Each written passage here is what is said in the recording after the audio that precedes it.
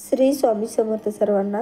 आपण बघूयात की ज्योतीची पूजा कशी करायची. तर सर्वप्रथम पाटावरती असा एक फोटो मांडायचा आहे नरसिंह सरस्वती यांचा.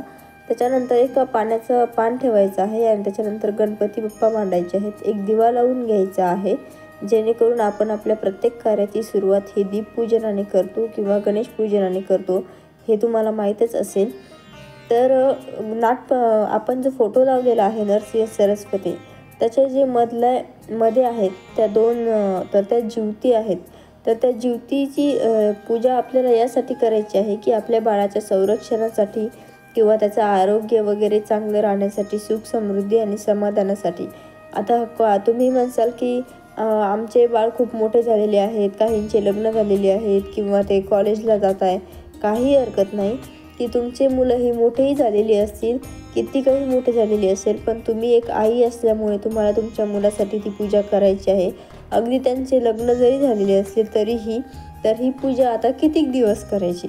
तर ही पूजा तुम्हाला जितक्या वेळेस श्रावण सोमवार येतील तर त्या प्रत्येक श्रावण सोमवारातल्या शुक्रवारी ही पूजा तुम्हाला तुमच्या मुलाच्या सुख समृद्धी आणि समाधानासाठी ही पूजा तुम्हाला करायची आहे.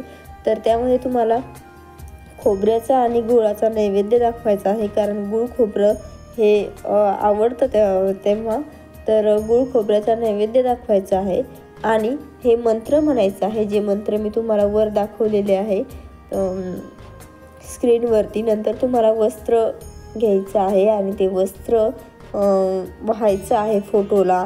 व्यवस्थित एकदम छान पद्धतीने पूजा करून घ्यायची आहे. वस्त्र वाहून घ्यायचं आहे. नंतर फुलं असतील तर फुलं वाहायची आहे.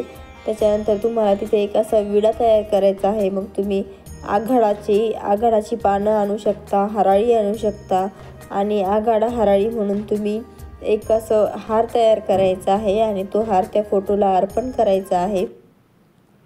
वरती फोटोला ग्लूमध्ये तो चिटकून घ्या.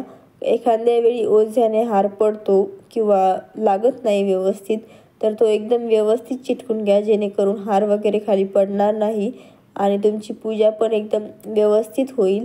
फोटो पण एकदम छान पद्धतीने चिटकवून घ्या, नाहीतर एखाद्या वेळेस तो फोटोचा ग्लू कमी झाल्याच्यानंतर खाली पडतो. तर तसं काही होऊ देऊ नका. त्यानंतर पुष्प अर्पण करा.